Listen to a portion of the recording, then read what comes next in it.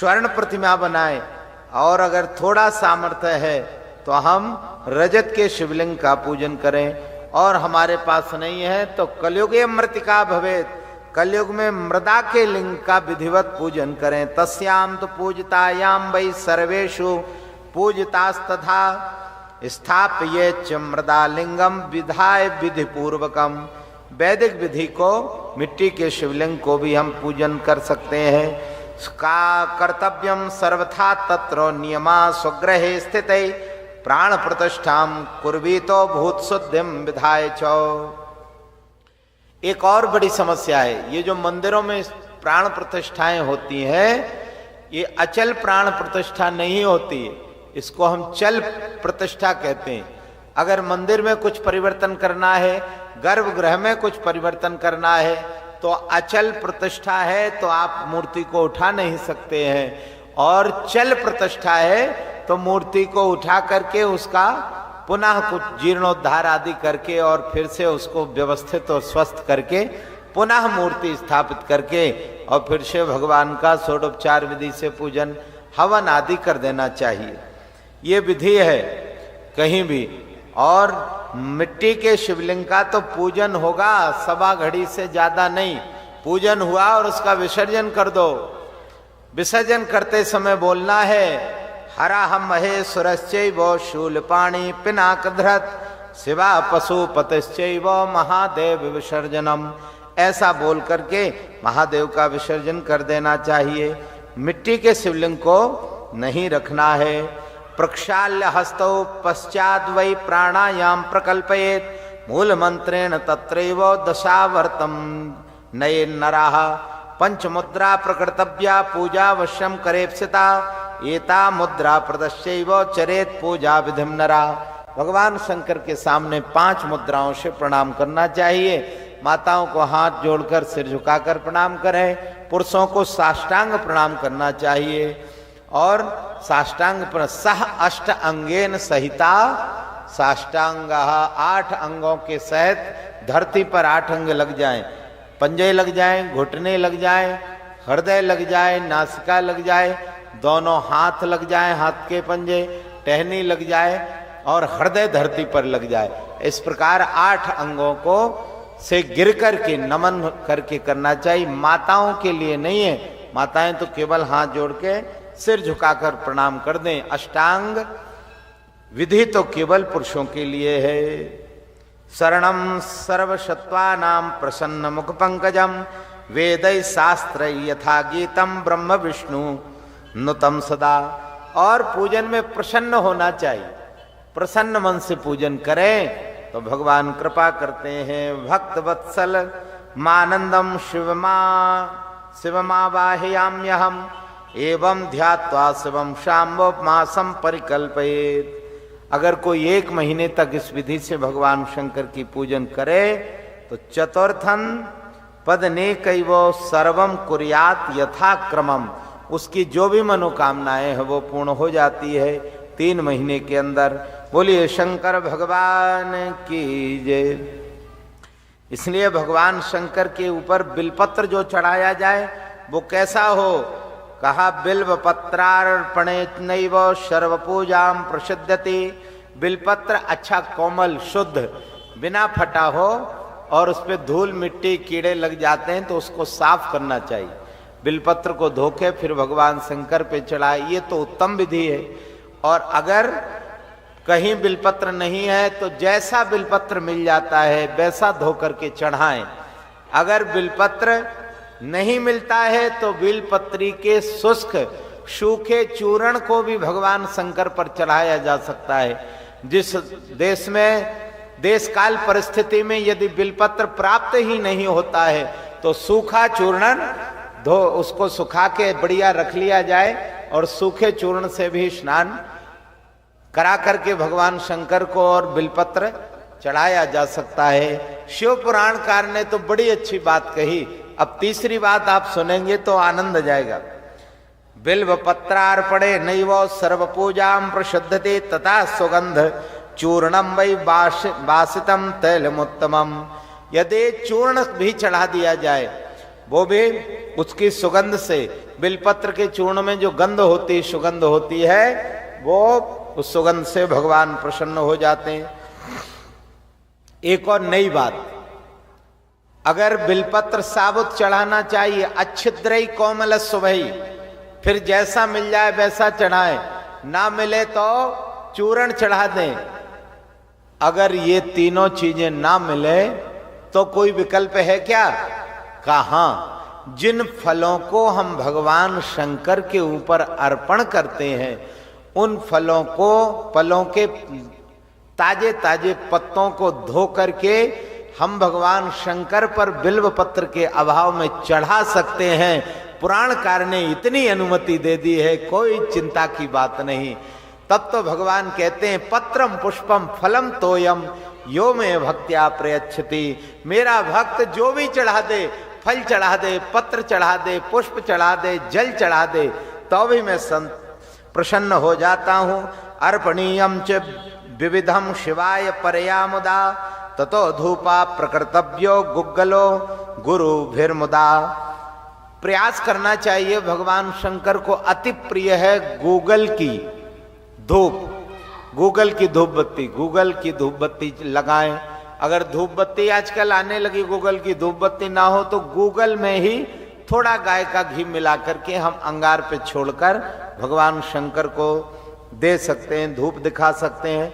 दीपो देयस ततस्मै शंकराय घृत लुप्ता अर्घम दद्यात् पुनस्तस्मै मंत्रेणानेन भक्तिता।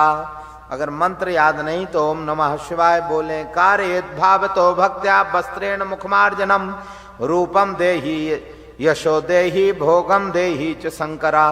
हे भगवान शंकर, और फिर प्रार्थना करें हाथ जोड़ करके, भुक्ति मुक्तम फलम देहि गृहीत्वार्घम नमोस्तुते ततो देयम शिवायै नैवेद्यम विविधम शुभम।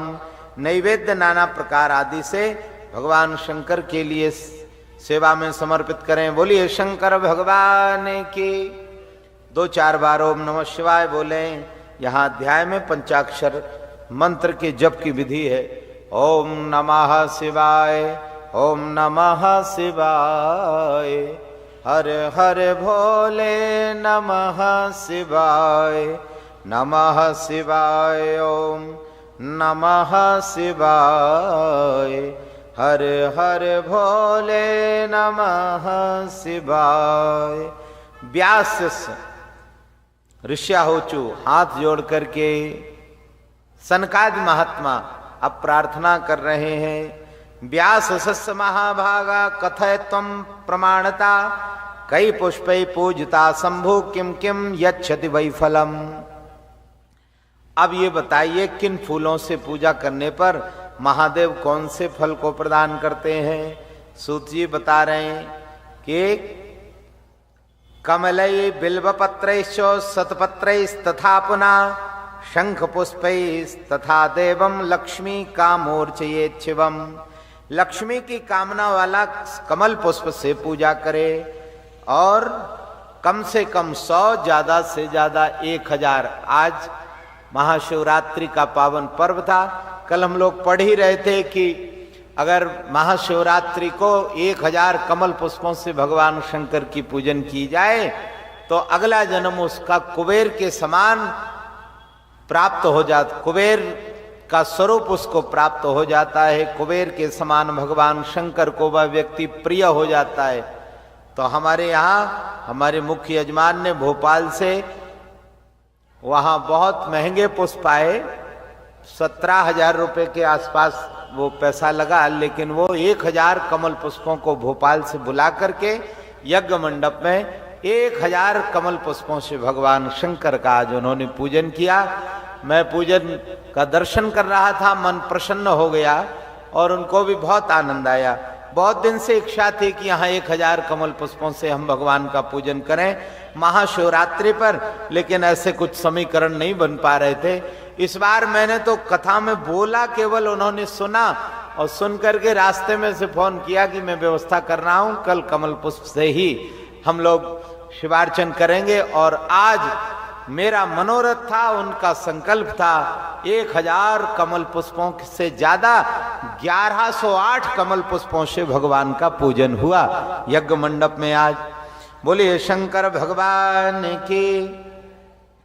आज यहाँ कहा जा रहा है ऋषियों के द्वारा कि जो लक्ष्मी की कामना वाला है वो कमल पुष्प से पूजन करे, और जो पाप हानि कोई जघन्य पाप कर लिया है ऐसा व्यक्ति गुलाब के पुष्पों से भगवान शंकर का पूजन करे, और जिसके द्वारा अज्ञानवश कोई जीव की हिंसा हो गई है वो भी कमल पुष्प और बिलपत्र मिलाकर के पूजन करे। ऐसे भगवान शंकर के पूजन करना चाहिए। अनेनैव तुमानेन तुलामारोप्य ये दया सर्वान् कामान माप्नोति निष्काम ये छिवो भवेत्। राजस्व काम को यो वै पार्थिवानाम पूजयात्। भगवान शंकर के लिए सारे पुष्पों से पूजन की विधि है। यदि ज्यादा ना हो तो कम से कम 100 पत्रम च 100 बिलपत्र या 100 पुष्प कम से कम चढ़ाना चाहिए। विशेष पूजा में 100 से ज्यादा जितने हो जाएं, वैसे तो चूर्ण की भी अनुमति दे दी है, लेकिन कम से कम विशेष कर्म के लिए 108, ज्यादा से ज्यादा 1008 अवश्य रूप से करना चाहिए।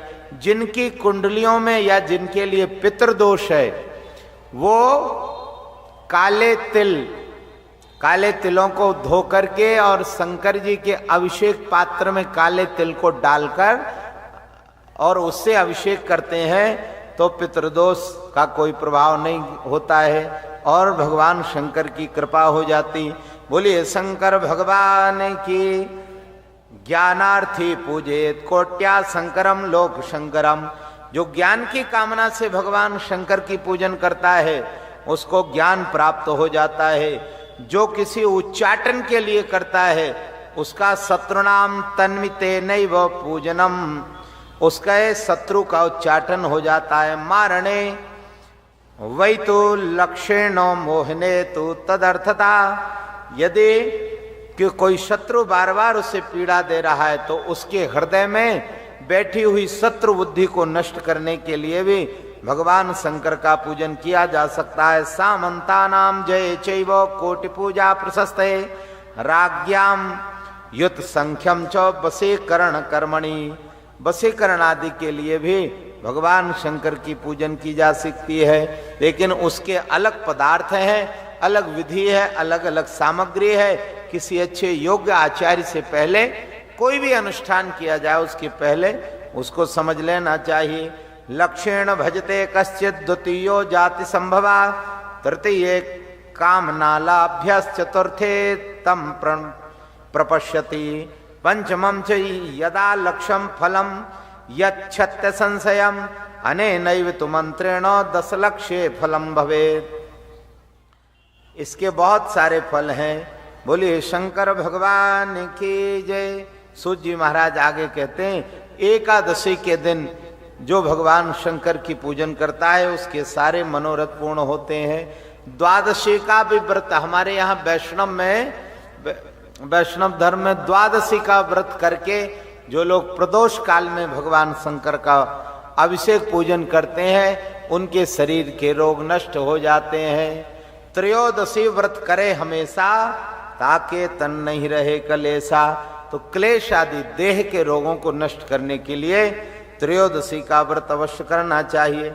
आगे भगवान शंकर की महिमा और पूजन विधि का फल बताते हुए वो कह रहे हैं स्वग्रहे कलहो नित्यम यदा चैव प्रजायते। जिस घर में नित्य कलह होती है, लड़ाई परिवार में बनी रहती है, उनको भी भगवान शंकर का पूजन विधिवत करना चाहिए और संवत्सर पर्यंत करना चाहिए। 1 वर्ष तक शत्रुनाम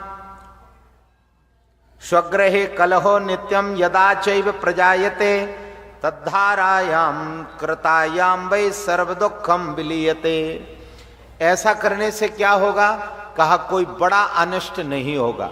यदि घर में छोटी छोटी बातें होती, निरंतर विघ्न होता रहता है और आपके घर में भगवान शंकर का पूजन होता है 1 वर्ष तक यदि पूजन हो रहा है तो ये तय है कि कोई बड़ा अनिष्ट नहीं होगा, छोटी मोटी घटना होकर परिवार सुरक्षित रहेगा, जीवन सुरक्षित रहेगा, आप सुरक्षित रहेंगे। ये पूजन, शिव पूजन का इतना बड़ा महत्व है। इसलिए यदा स्वगृहे कलहो नित्यम यदा चैव प्रजायते शिव आराधनम कृतायाम वै सर्व दुखम विलीयते। सारे दुख नष्ट हो जाते हैं। शत्रुनाम तापनार्थम वै तैलधारा शिवोपरि कर्तव्या सुप्रयत्नेन कार्यसिद्धिर ध्रुवम भवेत्। अगर बार बार कोई राजा है या कोई ऐसा व्यापारी व्यक्ति है जिसके शत्रु बहुत हैं, उसको तेल से अभिषेक करना चाहिए। स्वगृहे शत्रुनाम तापनार्थम वै तैलधारा शिवोपरि कर्तव्या सुप्रयत्नेन कार्यसिद्धिर ध्रुवम भवेत्। उसका कार्य सिद्ध होता है, ये सत्य बात है। वास्ते नैव तेलेन भोग वृद्धि प्रजायते सार्षपे नैव तेलेन शत्रुनाशो भवेत् ध्रुवम। निश्चित भगवान शंकर का तिल से अभिषेक करने पर शत्रु बुद्धि नष्ट हो जाती। बोलिए शंकर भगवान की। अगर मधुना यक्षराजो वै गच्छेत शिव पूजनात्, कोई बड़ा पद पाने की इच्छा है तो वो शहद से अभिषेक करे। अगर किसी बच्चे को अपने लक्ष्य पर जाना है, कोई उसकी मनोकामना है, पढ़ाई कर रहा है, तो सोमवार के दिन गाय के दूध से अभिषेक करे। और अगर कोई कामना है, पद की अभिलाषा है, तो मंगलवार के दिन शहद से अभिषेक करे भगवान शंकर का, तो निश्चित उसका मनोरथ पूर्ण हो जाता है। बुधवार के दिन गंगा जल से स्नान करे। धारा गंगा जलस्यैव भुक्ति मुक्ति फलप्रदा एता सर्वास्य प्रोक्ता मृत्युंजय समुद्भवा। भगवान मृत्युंजय की कृपा बरसती है और वो दीर्घ कालीन आयु और आरोग्य को प्राप्त कर लेता है। जो गंगा जल आदि से भगवान मृत्युंजय का स्नान कराता है। तत्रायुत प्रमाणम ही कर्तव्यम तद्विधानता कर्तव्यम ब्राह्मणानाम च भोज्यम वै रुद्र संज्ञया एतत्ते सर्वमाख्यातम यत्पृष्टोहम मुनीश्वरा एतद् वै सफलम लोके सर्व काम हितावहम। भगवान शंकर की जो कामना से, जैसी इच्छा से पूजन की जाए, एक वर्ष के, एक संवत्सर के अंदर भगवान शिव प्रसन्न होकर के उसके सारे मनोरथ पूर्ण कर देते हैं। यहाँ एक और प्रार्थना है कि जो लोग मंदिरों में कहीं भी चबूतरा बनाकर मूर्ति स्थापित कर देते हैं, उनको मूर्ति स्थापित तो आपने कर दी है, पर जितनी बड़ी मूर्ति स्थापित है अंगुल के प्रमाण से, एक अंगुल वजन, हाइट अगर बढ़ती, ऊंचाई बढ़ती है, तो उतने ग्रास भोजन उसका बढ़ता जाता है। जितनी बड़ी प्रतिमा है उतना ही जो राजभोग है वो उस विधि से राजभोग लगाना चाहिए मूर्तियों में। जहां भी मूर्ति स्थापित है, सारी मूर्तियों में यदि राजभोग नहीं लगता है तो स्थापना करने वाले को दोष लगता है। ये तो नित्य की विधि है। और वार्षिक उत्सव क्या है? जहां हमने मंदिरों में मूर्तियों को स्थापित कर दिया है और अगर वार्षिक उत्सव उनका हम नहीं मनाते हैं, उनका हवन होम धूप नहीं करते हैं एक संवत्सर के अंदर, तो उसका भी गौ हत्या ब्रह्म हत्या का पाप लगता है। पुण्य तो आपने देख लिया, लेकिन मूर्तियां स्थापित की हैं और संवत्सर में, जिस संवत्सर में हमने स्थापना की है और वह संवत्सर पूरा निकल जाता है, अगर उस मंदिर परिसर में उन सभी मूर्तियों के लिए उनके निमित्त हवन धूप तर्पण आदि नहीं होता है तो प्रतिष्ठा करने वाले को उसका दोष लगता है। इसलिए मेरी प्रार्थना है अवश्य रूप से करना चाहिए। ये प्रसारण पूरे देश में जा रहा है, इसलिए ये बात मैं बोल रहा हूं। अभी आधे चैत्र से संवत्सर बदला जाता है। पिछली साल हमने सारी मूर्तियों की स्थापना की थी, इस यज्ञ का आचार्यत्व भी मैं कर रहा था। सारी मूर्तियों की स्थापना हुई, उसके बाद सारी मूर्तियों के निमित्त पर्याप्त पूरे संवत्सर में ना तो कोई हवन हुआ, न पूजन हुई और न ऐसा कोई उनका आहार उनको प्राप्त हुआ।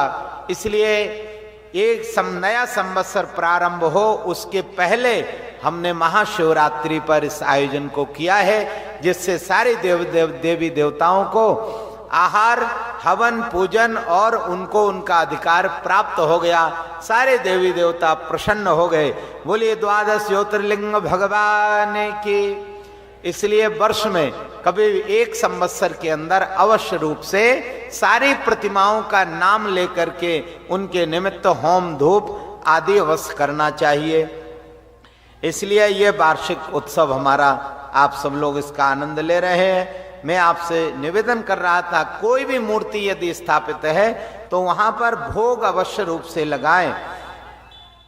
जो भी नैवेद्य में कुछ नहीं है तो टिक्कड़ रख करके भोग लगा सकते हैं, हलवा का भी भोग लगा सकते हैं, अन्य सभी वस्तुओं का भोग, कुछ भी मिठाई का भी भोग लगा सकते हैं, लेकिन पर्याप्त मात्रा में भोग लगाएं। बोलिए शंकर भगवान की। सारे के सारे रुद्रगण बनकर के देवता जितने हैं, इन्होंने भगवान शंकर का पूजन किया तो रुद्रगण बनकर के वो कैलाश पर्वत पर प्रकट हो जाते हैं और भगवान शंकर की सेवा करते हैं।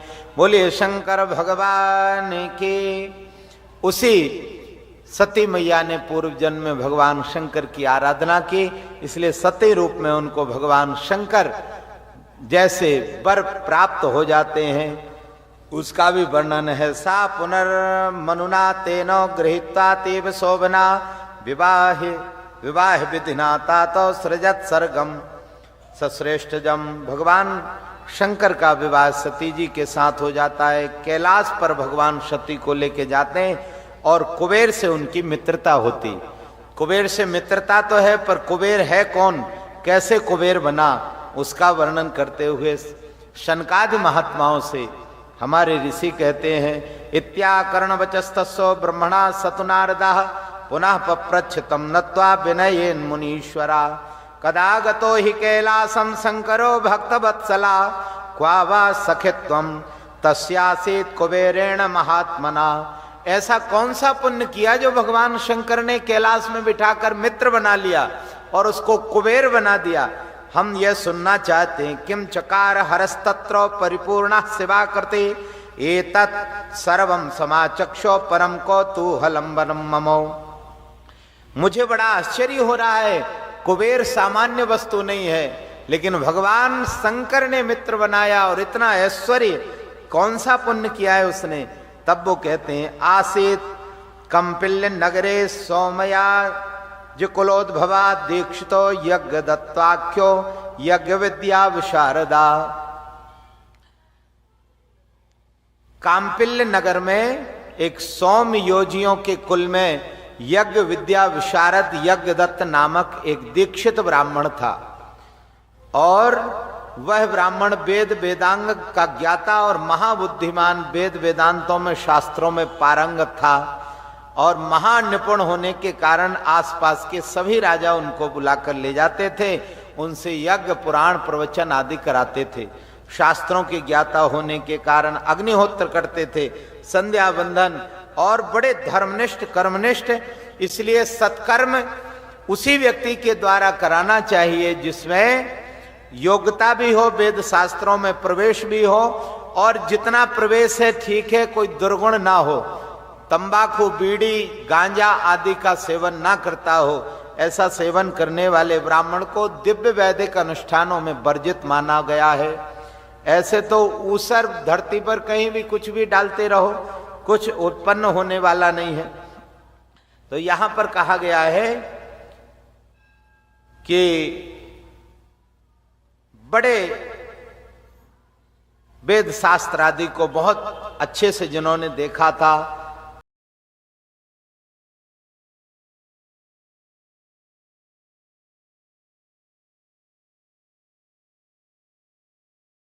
आनंद टीवी से जुड़ने के लिए आप हमें व्हाट्सएप करें 9277395752 पर।